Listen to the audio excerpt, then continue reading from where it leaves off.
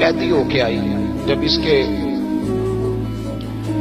قبیلے پر، اس کے علاقے پر مسلمانوں نے حملہ کیا تو حاتم طائی کا جو بیٹا تھا عدی بن حاتم، وہ اپنی بہن سے کہنے لگا ہمیں پتہ ہے مسلمانوں کا مقابلہ نہیں کر سکتے تو بھاگ جانے میں بہتری ہے، چلو بھاگ چلتے ہیں. تو بہن کہنے لگی بھائی تو نے بھاگنا ہے تو بھاگ جا، میں سردار کی بیٹی ہوں، میں قوم کے ساتھ جیوں گی، قوم کے ساتھ مروں گی، تو نے بھاگنا ہے تو بھاگ جا.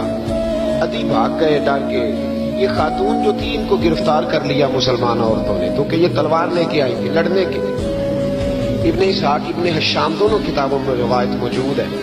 یہ خاتون کہتی ہے کہ میں نے بڑے تگڑے سوال تیار کیے، کیونکہ معاذ اللہ ثم معاذ اللہ میرا خیال تھا وہ نبی نہیں، وہ بادشاہ ہیں، وہ ایک اسٹیٹ کے سربراہ ہیں، وہ حکمران ہیں. میں معاذ اللہ نبی نہیں. میں نے بڑے تگڑے سوال تیار کیے اور میں اپنے آپ سے کہا کہ میں ایسی ایسی باتیں کروں گی مسلمانوں کے نبی سے کہ انہیں جواب نہیں آئے گا. معاذ اللہ ثم معاذ، نقل کفر نہ باشا. کہتی ہے میں حضور کے سامنے لائی گئی گرفتار کر کے، اور جب مجھے حضور کے سامنے کھڑا کیا گیا نا تو میرا سر ننگا تھا. توجہ ہے میری بات پر؟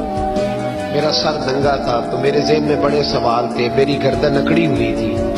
حضور نے میرا ننگا سر دیکھا تو محبوب ممبر سے اٹھے، اپنے کندھوں سے مدثر والی چادر اتاری اور حضور علیہ السلام نے حاتم طائی کی بیٹی کے سر پہ دے دی.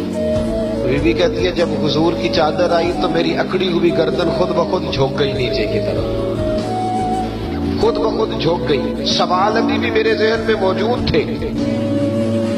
اتنے میں ایک صحابی حضور کی بارگاہ میں آئے اور عرض کرنے لگے یا رسول اللہ صلی اللہ علیہ وسلم، یہ کافر کی بیٹی ہے، مشرک نجس ہوتا ہے، تو میں اپنی چادر نہ دے دوں، آپ اپنی لے لے، کافر کی بیٹی ہے.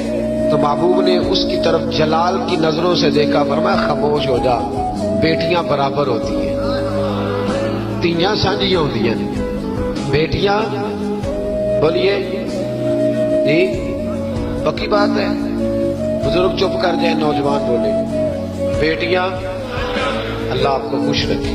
تیاں سارے دیا. ہاں ہاں، اگر تو کسی کے گھر گندی نظر ڈالے گا تو تیرا گھر بچ نہیں سکتا. پکی بات ہے. یہ نقد و نقد سودا ہے. جس نے اپنا گھر پاک رکھنا ہے وہ دوسروں کے گھروں کا محافظ بنے. پکی بات. بیٹیاں خبردار خبردار، کسی کی بچی کی عزت سے کھیلنے کی کوشش نہ کرنا، ورنہ اللہ تبارک و تعالیٰ بڑی سخت سزا دے. بچو. وہ کہتی ہے جب حضور نے کہا نا بیٹیاں برابر ہوتی ہیں تو میرے اندر سے ایک آواز نکلی. میں نے کہا او حاتم طائی کی بیٹی تو غلط تھی، یہ بادشاہ نہیں ہے تو اللہ کے سچے رسول ہیں. بادشاہ تو سخت سزائیں دیتے ہیں. کہتے ہیں حضور میرے قریب آئے اور آگے کہنے لگے تو سردار کی بیٹی ہے، تیرے باپ میں اچھی خصلتیں پائی جاتی تھی، بتا تیرے ساتھ کیا معاملہ کروں، کیا معاملہ. یہ حضور کی پسند ہے، کیا معاملہ کروں. تو کہنے لگی میں چاہتی ہوں مجھے آزاد کر دے. تو مجھے امید نہیں تھی. حضور کہیں گے ٹھہر جا، بیٹھ جا، بات کرتے ہیں، مشاورت ہوتی ہے، پھر اس کے بعد کوئی فیصلہ ہوتا ہے. کہا آزاد کر دو. کہتی حضور نے میرے کہنے پر فوراً ہی اگلا جملہ ہی نہیں کہا، فرمایا جا تو آزاد ہے. کہتی ہے میں نے ایک جملہ اور کہا، میں نے کہا میں اکیلی نہیں جاؤں گی، سارا قافلہ آزاد کرو.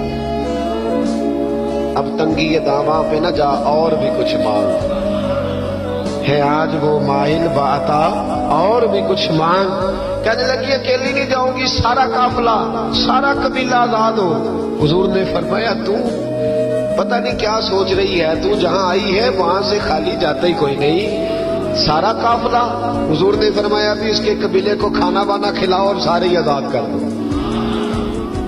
واپس گھر گئی تو اپنے باپ کو، اپنے بھائی کو بلایا، بلا کے کہنے لگی بھائی وہ بادشاہ نہیں، وہ نبی ہے.